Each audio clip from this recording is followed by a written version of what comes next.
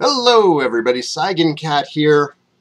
Apparently, a gloomy, cloudy day in Colorado gives me washed out vampire complexion. I actually am kind of tan. I don't know how this is happening. I've adjusted lighting settings. I don't know. Anyhow, hello everybody. It is August 4th. It's Friday. It is the end of my first attempted full-time streaming week. Attempted. I say attempted because Wednesday, Dragon Quest 11 stream didn't happen because it was Garen's orientation day at school. And then our sewer line backed up. Again, some of you may remember that this happened back in December, and it cost us like $5,000 to fix a collapsed line. They didn't get out of here until later in the day. My computer started running horribly fucking slow on Wednesday. It had been getting worse and worse for a while.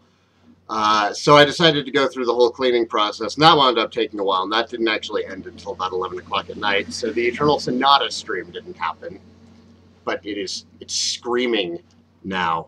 Pro tip for anybody with an Elgato game capture: if you use the Elgato's software itself instead of like OBS to capture or stream your videos, it saves a backup forever. I had over 500 gig of old videos, like going back to DQ Heroes 1, sitting on my machine, just eating up hard drive space. Like I did defrag, I cleaned everything, I deleted like almost my entire Steam library. There's a couple of games that I left on there, stuff that I know I'm going to be playing soonish. And it was still like 80% full. I was like, what the fuck is going on? So I started going through the different file libraries, like, okay, my documents, 1 gig used. Okay, my pictures, 2 gig used. My videos, okay, 600 gig used. What? I don't keep a lot of media on my machine, so that was weird. I know a lot of you probably keep like tons of saved movies and things. I don't. I have the Hiro Yasuhiko and an old Doctor Who and the Cybermen video from who's the second Doctor? I can't remember. It's Doctor Who stuff. But that's it. That's it. That's all I had on there. So I was baffled as to where all of this space was going. Found it. Computer runs like a dream now. So, we're good for Thursday, right? No, we're not good for Thursday. I didn't get to stream yesterday either. Well, I did stream, but it was Path of Exile, and there were lots of interruptions. Plumber had to come out, of course, because we can't operate with a sewer line that wants to back up. So they came out, and they came out initially on Wednesday, couldn't find the access to the line, so they had to, we dug around. We actually went out to where they had replaced the line. We dug for the access for like an hour and a half, 2 hours, could not find the damn thing. He leaves, calls the city, pulls the records, finds out where the access should be, because it should only be like 6 to 9 inches buried, if not just sticking out of the ground. Gets the records, comes back yesterday, which is why I wasn't doing DQ11, because I knew I was going to be getting interruptions from that, so I did Path of the Exile instead. Comes out, has the diagram for where it is. We look at it. We look and like we dug there. So we dug there again. Nothing. Nothing. We went like a foot down. Found nothing. Kept digging for a while. His supervisor comes out. His supervisor just kind of looks around. Walks like 3 feet in a different direction from where the thing is supposed to be. And like first try, hits it with his shovel. Furious. Fortunately, it's not a collapsed line, which is great. It was just roots, which is, you know, irritating, but they can get a rooter in there, and we can use our water again. The problem now is that the old lines that we have are actually baked clay, because we live in downtown Colorado Springs. It's a historic area. It's the Centennial State. I mean, a lot of the houses here are over 100 years old, and I know if you're from England, that's like, no freaking big deal. Here in the US, that's a big deal, because we haven't been around here as long, okay?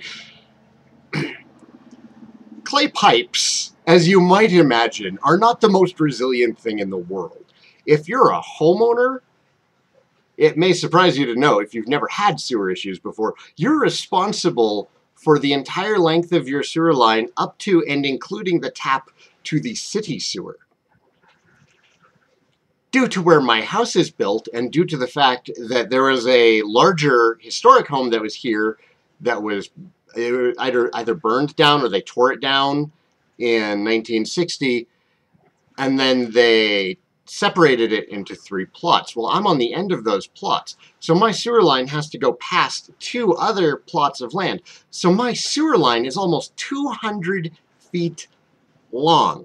Most people only have 50 feet to worry about. I have 200 feet of clay pipe that is cracking and has roots coming through it.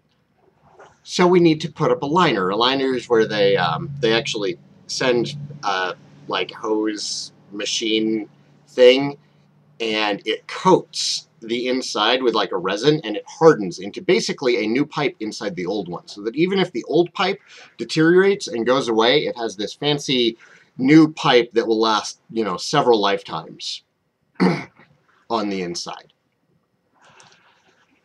For a standard line, that's like a $3,000 to $5,000 job.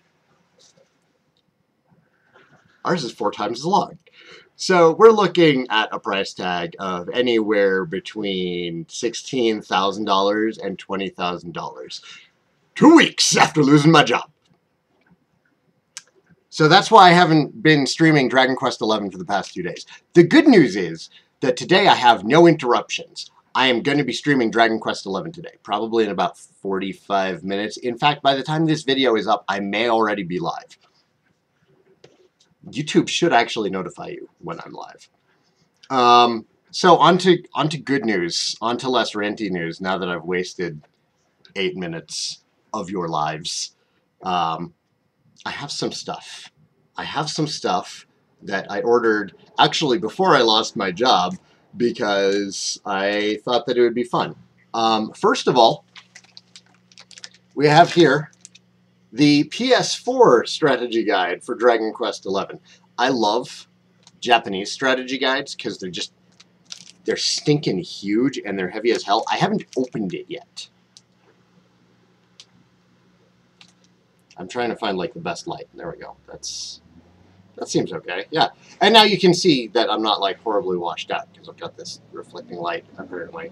One day I will learn how cameras work. So yeah, here's the Dragon Quest XI strategy guide. Let's open it up. Let's see all what's in it. I'll make sure to not show anything too spoilery. I know a lot of people aren't watching the DQ11 streams because the game did get announced for the US same freaking day that it came out, which is awesome, awesome news. And yeah, I will be playing through the game again. When it comes to the US, I will probably do a Let's Play of the 3DS version of the game, because I'll have already played the PS4 version of the game. Dust cover, yep, dust covers. The strategy guides in Japan get dust covers. What? Alright, so I'm removing the dust cover now, because you guys have to see this.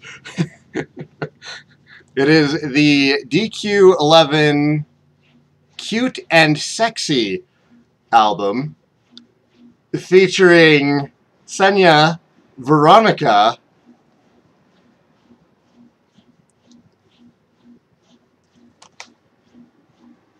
Sylvia, because Sylvia's sexy, yo.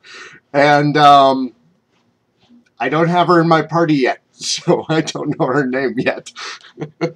I know that everybody's enthralled with her. Apparently, she is just great.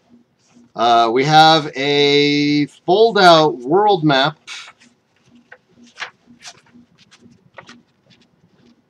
That I can't show you all of because the book wants to cover some of it. There you go. Don't want to damage you, but you're being stubborn.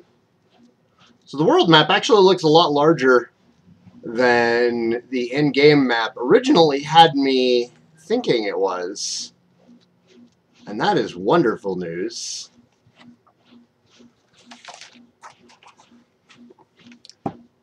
Rotozesia World Mappo.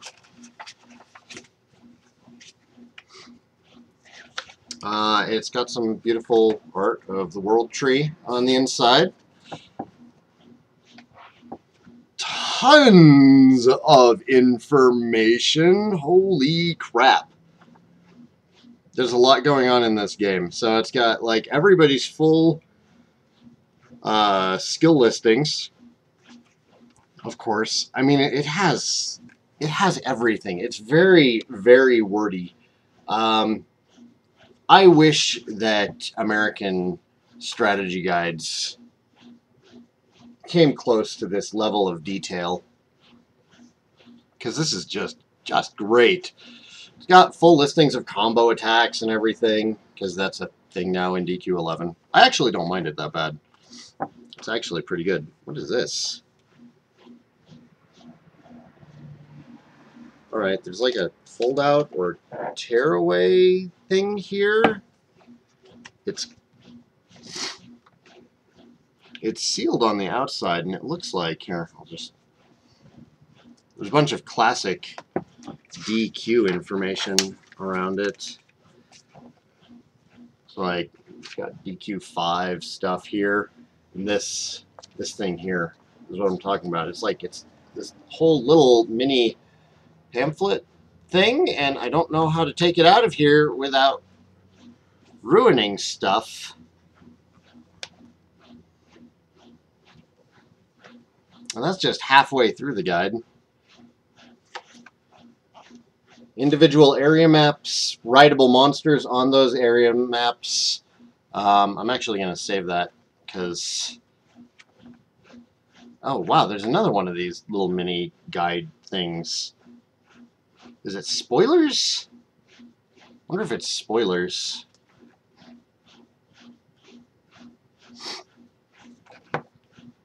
Oh no, there's a...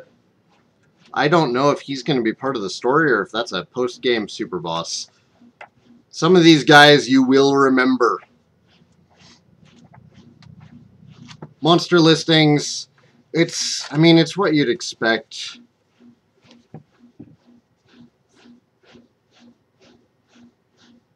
That's just great. King Slime signed by, excuse me, Toriyama and Yuji Horii, and I think, no, it looks like it's just the two of them. No Sugiyama. Oh, no, Sugiyama is on there also.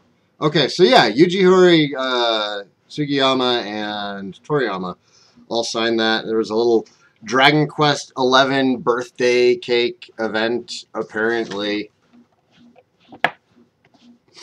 So, thoughts about the game so far. Thank you, dust cover, for getting everywhere.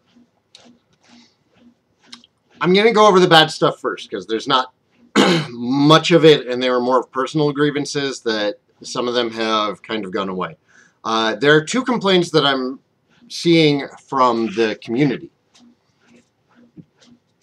One, Where the hell's the voice acting? Dragon Quest VIII had voice acting. Where's the voice acting? Dragon Quest VIII didn't originally have voice acting in Japan when it came out.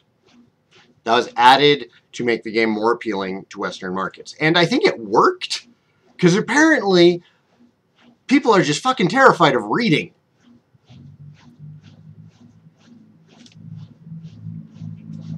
No, the game doesn't have voice acting. Do I feel that it detracts from the experience? No, not at all. Okay? Out of 10 Dragon Quest games in the main franchise that I play, well, I guess I didn't play 6, but 6 doesn't have voice acting either. So 9, I've played 9 Dragon Quest games out of the main franchise, finished 9 Dragon Quest games out of the main franchise, working on you, still need to get to 6. Only 8 had voice acting, and that was added in. I don't understand where this demand for voice acting is coming from. It is like the most ridiculous, childish demand that I'm seeing. There are people who are saying they're not going to buy the game because there's no voice acting in it. I'm sorry you don't know how to read. I'm sorry. It is a challenging skill to learn, I am sure. My son can read well enough to play Dragon Quest, and he is 9. Caden is getting there. Our youngest. He is 5. If you can't read, you shouldn't be playing Dragon Quest. Let's put it there. If you can't read, you shouldn't be playing Dragon Quest. I'm sorry. They're very wordy games. So, that small rant out of the way. The soundtrack isn't orchestrated. What the shit is this? Again. Dragon Quest VIII did not have an orchestrated soundtrack at its initial launch in Japan. It was something that was added in for the PS2 Western release. God, it is just driving me crazy how... It's better. I'm just going to hold the book like this so that I'm not staring at like vampire Saigan. And now I'm distracted by the book in my face. Orchestrated OSTs are brilliant. They are beautiful. Are you going to go back and tell me that Chrono Trigger on the SNES has shitty sounding music because it's chiptunes instead of being fully orchestrated?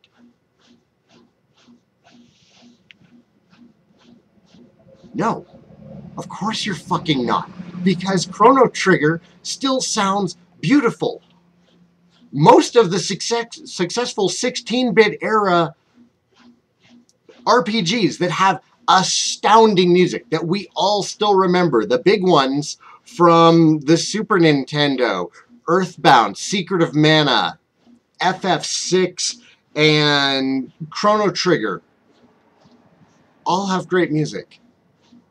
Earthbound you could probably make an argument against because it's plinky and sounds kind of weird, but I think that's what they were going for, so I'm going to defend it anyways. The Phantasy Star games on the Genesis, MIDI music can sound good. Final Fantasy VII. I harp on Final Fantasy VII a lot, and a lot of people like to defend it because it's just this amazing thing. And it was the first time I played it too, before I got exposed to better RPGs from that same era. Grandia. Panzer Dragoon Saga. Not orchestrated. No voice acting. Where is the sudden obsession with voice acting coming from? Does it add something to the game? It can. It absolutely can. If voice acting is done well, then it can totally add to the game, and it can add to the characters. It can also detract. If voice acting is poorly done, you have ruined an otherwise decent experience. Because then you just want to turn it off. So, yeah, I don't think that the voice acting thing is a giant deal, and anyone who's screaming about the voice acting or the soundtrack not being orchestrated, if you're unwilling to buy the game because of that, fine. It is your money. You do what you want with it. But quit complaining about us not getting the Dragon Quest games when you throw a hissy fit over such a minor inconvenience. The game is good. And if you want to miss out on it because the soundtrack's not orchestrated or because they don't have a voice that you can't hear in your head anyways, I don't know how the rest of you read. But when I read, I kind of hear a character's voice in my head. All right? In here, I know what Camus sounds like. I know what Veronica sounds like. I know what Senya sounds like. I know what Sylvia sounds like. And that's why I laugh every time he's on screen. Because as I'm reading it and looking at his reactions, I know exactly what he sounds like. And if we add voice acting to that, I'm no longer in control of that part of the experience. I have actually had some control of the experience removed. Because now Sylvia will sound how they want Sylvia to sound. Maybe it'll be better than what I had in mind. Maybe it'll be worse. I like my version of Sylvia. My personal complaints about the game are pretty limited. Do I think that it's the best game in the series? Because people keep asking me, Sai, you're more than 20 hours in now. What's your opinion on it? It's beautiful. It is the best presented Dragon Quest game to date. It has usurped Dragon Quest VIII's title of being best presented, and now 11 is best presented. Presentation is something that is going to grow and improve depending on hardware and technique. It's not to say that there aren't games that had better presentations in the past than they do now. Turtles in Time is a wonderful example. The vast improvement of graphics for the remake lost a lot of the charm. It's not even touching the problems with the gameplay. The presentation in this is fantastic. It's beautiful. The music is great. The visuals are stunning. There have been a lot of points in the game where I've just come to a spot and I had to stop and look around and admire it, which is something that I really, really love, because I think that Dragon Quest games are not something to be rushed through. They're something to be experienced and enjoyed.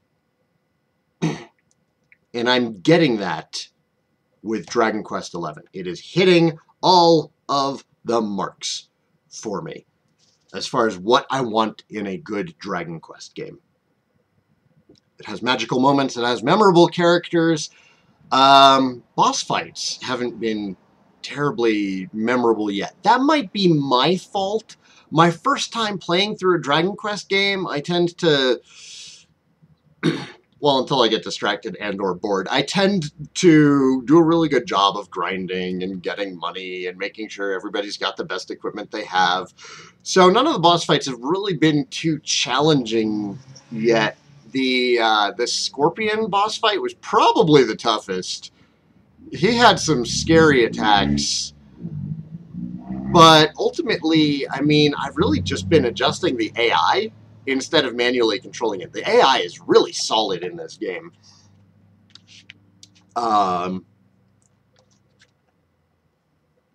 So yeah, there's that. My biggest complaint was the size of the areas. I'll try and pull this up. That's one of the area maps. It is not... Those aren't tiny areas, but they're also not very large. It doesn't take very long to do a full sweep of one of these areas and make sure that you've found everything, which is good for the completionist. I don't mind not finding everything, but I also like poking around sometimes, and it feels kind of confined. Like, you can see here, the trend with this map is that it's really hard to get lost in. Really hard to get lost in. You don't just wind up out in the world looking in a circle like, oh God, where am I right now? Because the zones are sized much more like smaller Final Fantasy XII zones. Jesus, that light is just ridiculous. Wonder if I can...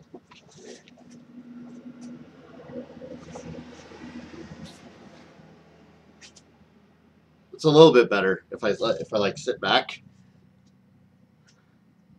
I'll just hang out back here. Of course, now I look like red instead of tan, so I don't know that that's better. I didn't feel like getting the camera set up today, so I'm just doing this off the webcam. So yeah, the areas felt very small, very railroady. Final Fantasy X. They were feeling like Final Fantasy X areas. It was just, you know, you start here, go west to reach the town. Town's like, oh, okay, there's a thing you must do. Go west to reach that. And then you go west to reach that. This happened like 2 or 3 towns in a row, where it was like, travel west to town, get into town. Monsters to the west. Go kill monsters, come back. Okay, congratulations. Go further west to get to the next area. Next area. There's monsters to the west. It's what it was for a while, but we have the boat now, and I have been thrilled since we got the boat, because the first thing I did when I got the boat I said, that's the area I'm supposed to go? I'm going to go over there. And I went exploring, and I kid you not, I ran through a field of flowers for like 45 minutes fighting monsters there instead. And it was a huge area. It was a really, really big area, and I was happy. Like, that major complaint of mine drifted away. And that was it. That was really the main complaint. Crafting. I'm sure some of you have questions about the crafting. I have not seen a proper alchemy pot yet. Instead, it seems that they've combined all of the crafting from 10 into the blacksmithing from 10 and given it to you as a magic blacksmithing table in this game. It works. I like it a lot. I will say the nostalgic DQ fan in me really misses the alchemy pot. I don't think it's detracting anything from the game. I'm enjoying the much more interactive process of creation now. But it's just, I don't know, it's weird. It's really weird trying to critically compare the newest entry in a series that is 30 years old and has been mostly great for 30 years. So it's really, really difficult for me to properly compare Dragon Quest XI. So let me put it to you this way.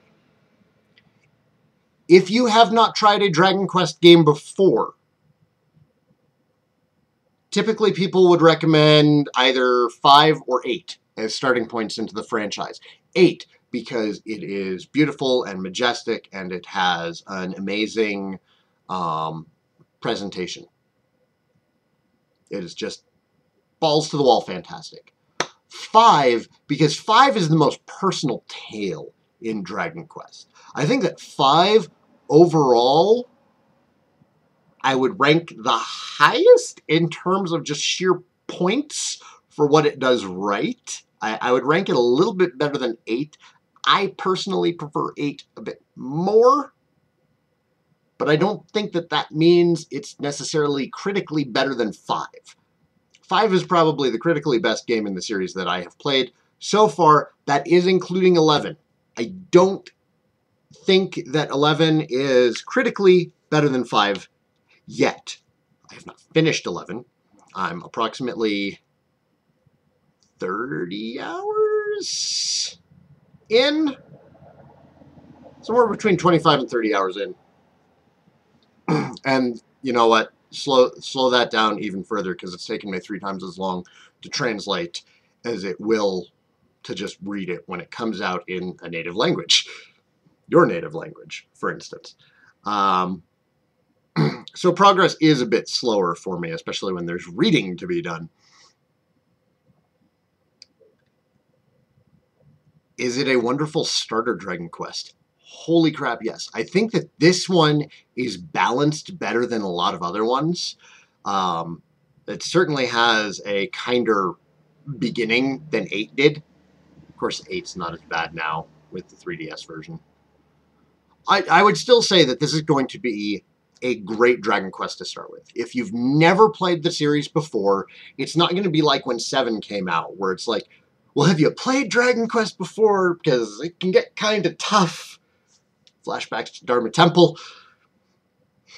11 is a wonderful, wonderful place to start the franchise. It may become my preferred recommendation for where people should start the franchise.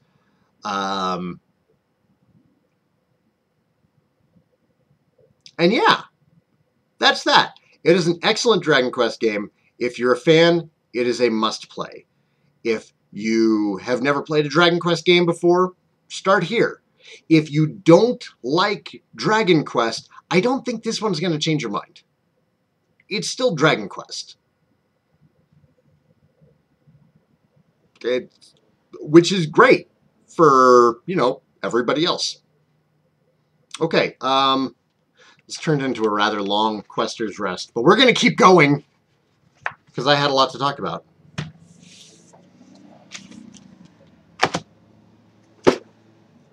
Let's get into the business stuff. I mentioned that I'd picked up a couple of things before I lost my job.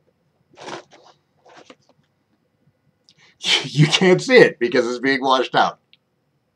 Monster Mascot Collection. So this is a collection of, they're either, I think they're cell phone charms or keychains or both. I'm not sure. They're all sorts of different slimes. Like several different kinds of slimes, including king slimes, queen slimes, egg slimes, angel slimes, the weird slimes with the big hat and the poofy beard and the hair. I'm going to start giving these away as a monthly giveaway on my Patreon to thank everybody who is patroning me. It's not going to have a donation requirement of any crazy level.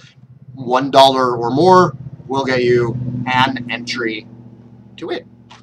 So, that's fun.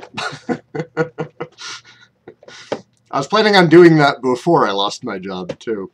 I ordered these back with Dragon Quest XI back when it came out, or back when it first went up for pre-order on PlayAsia, and I got this bundled with it, and for whatever reason, they sent out the strategy guide like several days afterwards, and they packaged this with it, so packages have been kind of coming in weird order.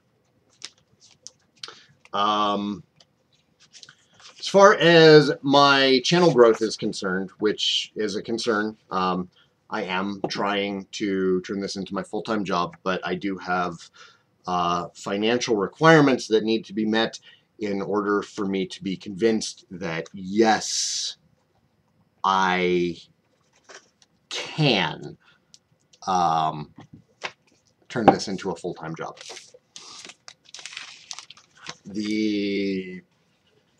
The goal right now is to be pulling in $1,500 a month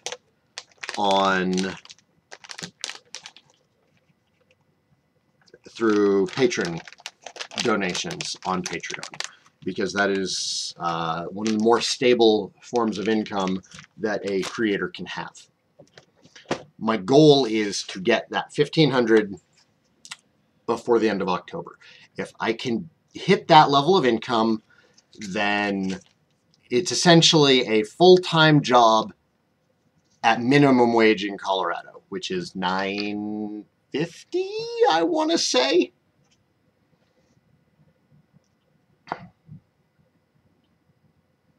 Excuse me.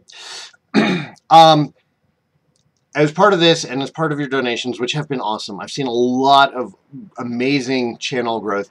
I also want to be totally honest with you guys as far as what I'm pulling in and from where. So that's something that I want to do at the end of these Questers Rests. I know not everybody's going to care, and I know not everyone's going to be interested in what the financial growth of my channel looks like. Some of you might be. Some of you who are trying to do the same thing with your own channels, some of you who are trying to turn this into a full-time job might be curious where my income is coming from, how much income I'm getting, and what it all looks like. So I'm going to share it with you. Right now, for my channel, through my channel, I have 3 income sources. I have Patreon, I have Twitch, and I have my MCN, which stands for Multi-Channel Network. The Multi-Channel Network is, I share revenue with them. They're the ones who post the ads and everything. And MCNs are just gonna vary greatly. Huge variance between them. I am with Union for Gamers, which is Curse's MCN. And I do that because it's a 90-10 split in my favor, which is really, really, really good compared to a lot of other MCNs which do 60-40. Some of them even do 50-50. Does Union for Gamers do much for me? At my current size, no. And that's going to be true for most MCNs. Unless you're a really, really, really big channel who could probably just go ahead and make it without them. You probably... Truck! They're not going to give you really any kind of assistance. I'm going through them because it allows me to monetize my videos immediately. So, as far as the month of July was concerned, to give you an example of what kind of ad revenue you can pull in, for the month of July, my channel, or I'll just do for the past 30 days.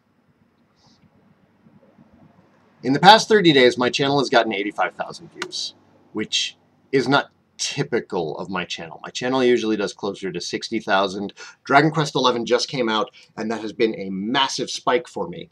But off of those 85,000 views in the last 30 days, that actually only comes out to $107 in ad revenue. $107 for 85,000 views. It's not a lot, and it's only gotten worse in the last year because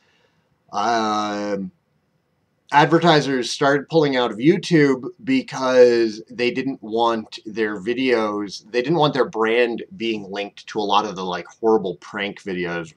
The whole thing with those shitty parents who lost their kids afterwards because they were using their kids to play horrible pranks on. And that cost YouTube a lot of ad support. And now, in addition to having to worry about like the music companies coming after you for music in your videos, or Square Enix coming after you for Dragon Quest X in your Dragon Quest X videos, you now also have to worry about people flagging your videos as having advertiser unfriendly content. That is a thing now. Videos may get flagged as being advertiser unfriendly. And that means you can't put an ad on it. And I'm not even sure what drives that. I like to think that I don't do anything horrible on my channel. You know, I talk a bit, and we play video games, and you know, I'm not shitty to my kids on camera or anything. I'm not shitty to my kids usually. I still occasionally get, you know, this video is not advertiser friendly, and I have to send it back and be like, why? So yeah, ad revenue is at like an all-time low on YouTube, and it doesn't help that it's the end of summer. Ad value tends to spike in the holidays. So It'll be a better value per view later in the year, but this is an example. $107.57 for 85,000 views. As far as Patreon is concerned, pretty strong growth.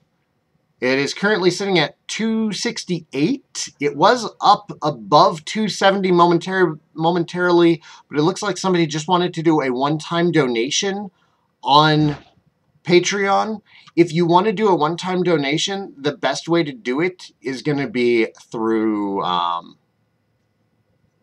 PayPal or just Cheers on Twitch.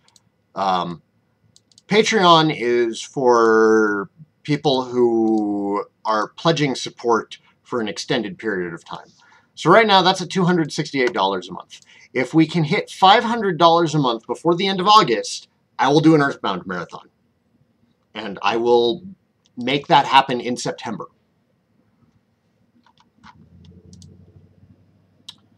And then the other revenue I have comes from Twitch. And that's, I've separated it into two different ones because Twitch separates it into two different ones and it's easier for record keeping.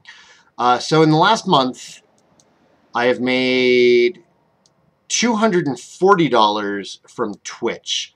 A good portion of that came from bit cheers. Yeah, bit revenue accounted for $165 of that. Cheers are awesome. That large of a cheer, keep in mind that when you buy bits on Twitch,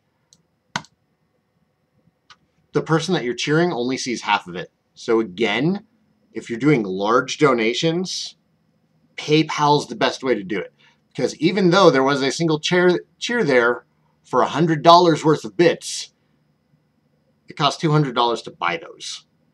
A better use of the bits are the ones that you get for free from watching ads.